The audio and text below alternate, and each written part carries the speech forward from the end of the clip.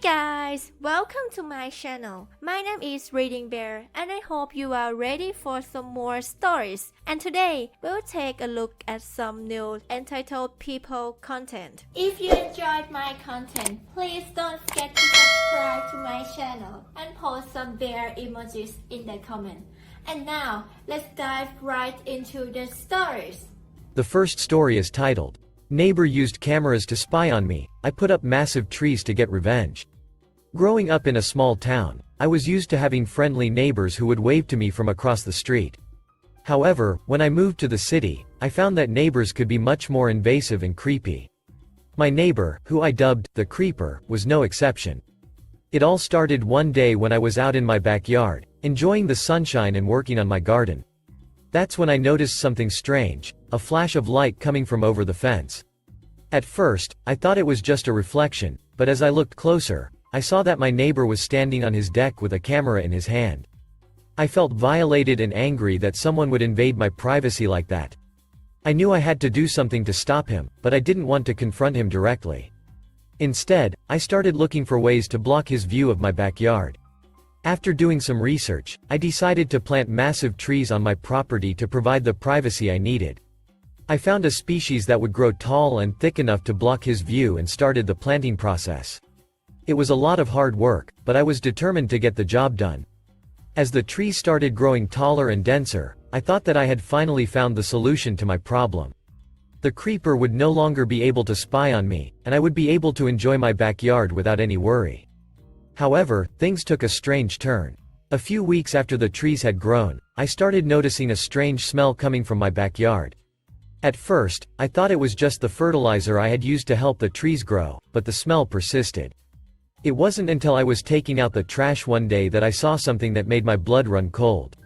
There, hidden in the thick branches of one of the trees, was a dead animal. I couldn't tell what kind of animal it was, but the sight of it made me sick to my stomach. I realized that the trees had attracted not only wildlife but also predators that were looking for food. I knew that I had to act fast before someone got hurt. I called a professional to come and assess the situation, and they told me that the only solution was to remove the trees. I was devastated. I had spent so much time and effort to plant those trees, and now I had to take them down. But I knew it was for the best. I couldn't risk the safety of my family and pets, and I certainly didn't want to attract any more unwanted attention from the creeper. So, I had the trees removed, and I thought that was the end of it. However, a few days after the trees were removed, I received a disturbing message from an unknown number. The message contained a picture of me standing in my backyard, taken from an angle that could only have come from my neighbor's house. I knew immediately that the creeper was still spying on me. I was furious. I thought that removing the trees would solve the problem, but clearly, I was wrong. I knew that I had to take drastic action to stop the creeper once and for all. So, I decided to install a security system in my backyard. I installed cameras, motion detectors, and even a loud alarm that would go off if someone tried to enter my property without permission. I also contacted the police and showed them the picture that I had received. They promised to keep an eye on the situation and to investigate the creeper's activities. The security system worked. The creeper never dared to enter my property again, and I felt safe in my own home once more. However, I didn't stop there. I became an advocate for privacy rights and started a campaign to raise awareness about the dangers of invasive neighbors and the importance of protecting our privacy. In the end, I not only got revenge on the creeper, but I also made a difference in my community. I hope that my experience will serve as a warning to others and that we can all work together to create a safer, more respectful neighborhood for everyone. The next story is titled, FHOA. Follow up to my rant post from 2 years ago. I know this is 2 years old, but someone recently commented here, and it brought me back to my old post. It wasn't super popular, but I figured maybe you guys would be interested in a follow-up. Long post, so buckle up. TLDR for September 2020 post. I owned a condo with a terrible HOA I paid $400 per month to. The roofers hit a pipe and flooded my apartment, and the HOA manager lied and was trying to put off any responsibility. Fortunately, my insurance company covered me. Second leak happened caused by third-floor tenant with huge roast infestation. Manager lied again about the cause of the leak. My insurance sent out a water mitigation company and they removed the walls, as they legally had to. Manager freaked and refused to replace the walls, which legally is her responsibility. Insurance covered the rest. She demanded to talk to the insurance company. I was considering legal action. The HOA did end up replacing the walls after the manager was told by my insurance agent that yes, even if she didn't authorize my walls being removed, she still has to follow the law. There was a construction company already doing work on our balconies, so they just hired them to do the job.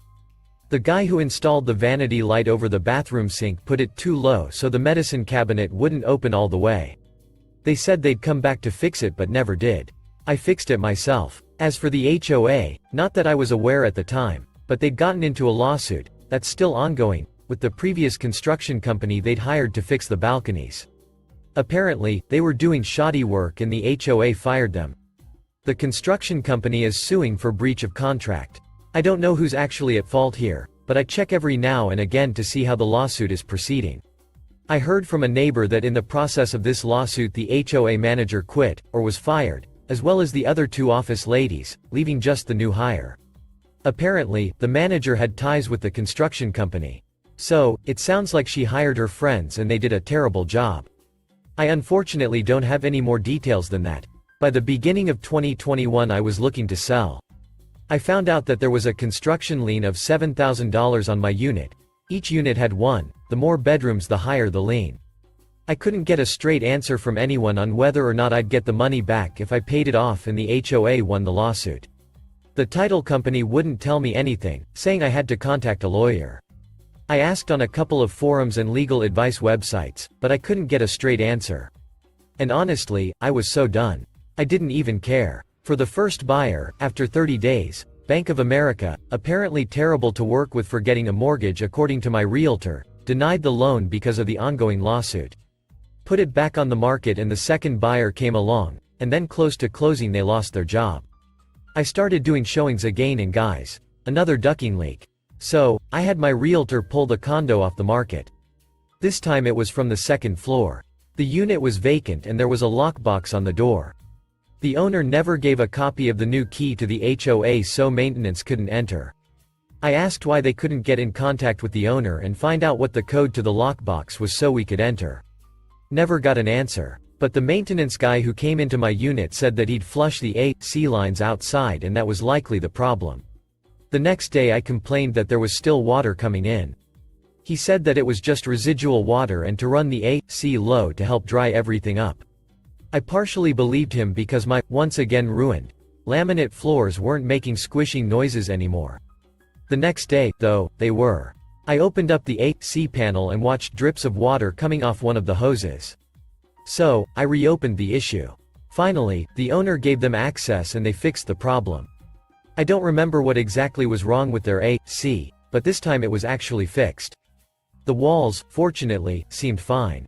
The water was dripping from the AC unit above me to mine then straight to the floor. There was some mold along the baseboards which I ripped out. I replaced the ruined laminate. All out of my own pocket, because of course, my insurance company dropped me due to the previous 2 claims I made from the leaks. At that point I was averaging 1 leak per year.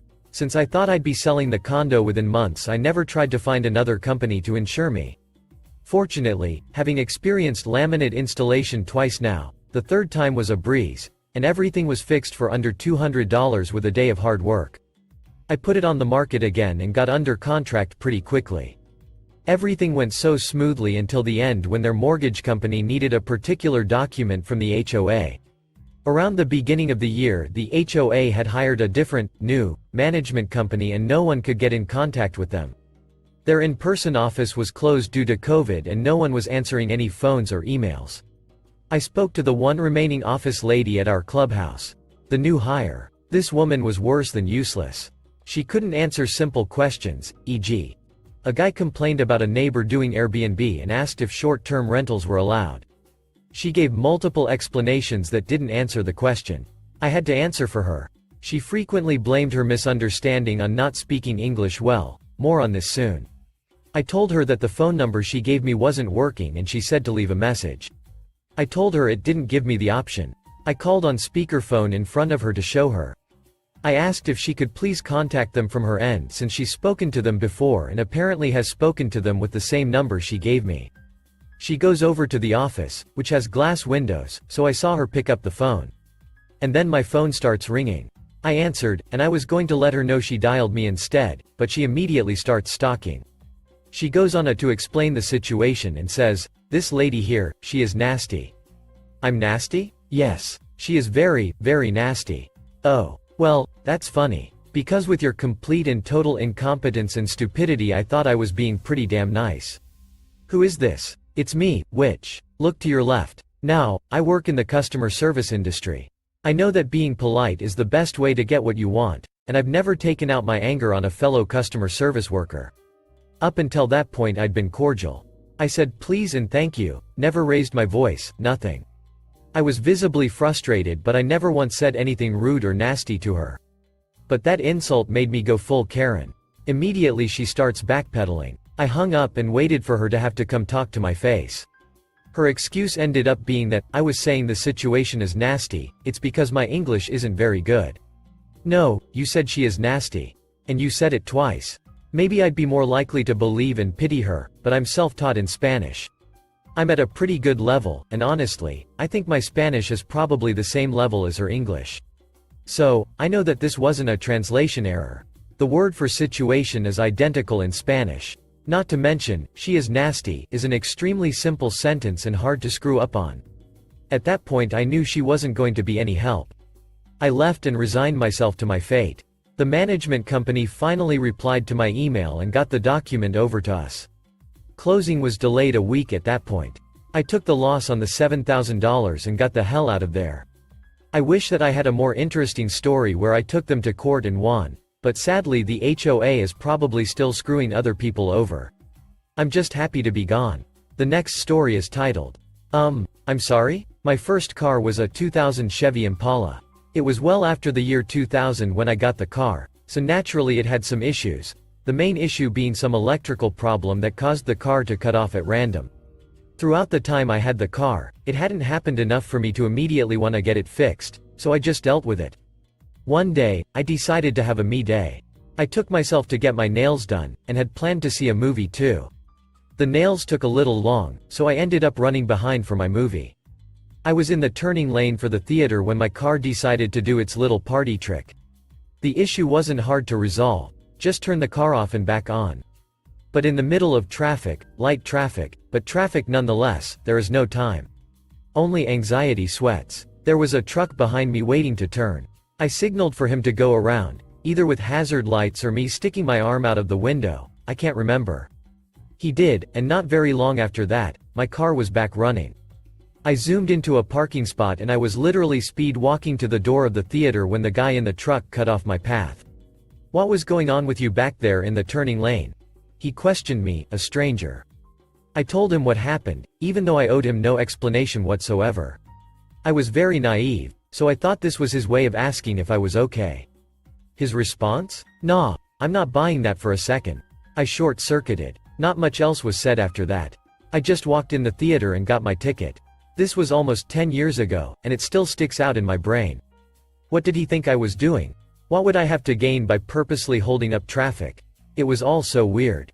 I'd like to think I'd have more to say to him if I wasn't late for my movie, but honestly at that time in my life, the outcome, or lack thereof, would probably be the same. The last story is titled, My Relatives Entitled X, the Copycat. Okay, if you've read my previous post on the child-free subreddit, you'll know who I'm talking about. This woman and her spawns made my family's life a living hell for nearly 9 years. Think about your ex and their worst attributes and multiple that by 1,000. This woman was the living embodiment of all of the nightmare exes. She was entitled, possessive, narcissistic, jealous and an idiot. But there was one thing about her that just screamed desperation. Whenever something happens to an individual, the very same thing or worst had to happen to her too. She was a copycat. For example, my relative needed to get glasses because they were suffering from retinopathy. He literally had a medical examination done to get that diagnosis so his insurance could approve of him obtaining prescription eyewear. Well, guess who had to get glasses too? That's right, entitled X. And here's the kicker, she didn't even need them, there was nothing physically wrong with her eyes. They were literally glasses you can buy at the dollar store. And of course, she had to start wearing them at the same time as my relative got his glasses. In case you think I might be exaggerating her actions, my relative would later confirm that she didn't get an eye exam done and they were literally dollar store eyewear. Another example, one time her spawns were staying over at my grandmother's house again. Only this time my grandfather was there with me, so I wasn't left in charge of them like last time. My grandfather ordered some fried chicken for dinner, so we all ended up eating a piece. Unfortunately, the food didn't quite agree with me that day and I ended up hugging the toilet for at least 10 minutes. During that time they came home and heard my little vomiting episode. My relative was more than concerned and gave me some water. Well, guess whose stomach started to hurt right then and there? That's right. Little Miss Copycat. She even went as far as to say I probably had a stomach bug and had passed it on to her. Idiot, it wasn't a stomach bug, it was just a small case of food poisoning. She spent the rest of the night complaining about her stomach and how she felt ill. I never wanted to punch someone so much than I did in that moment. These are just some of my precious memories concerning her. I'll share more stories at a later date if anyone is interested. This woman and her spawns certainly gave me a lot of material to work with. Thank you for listening.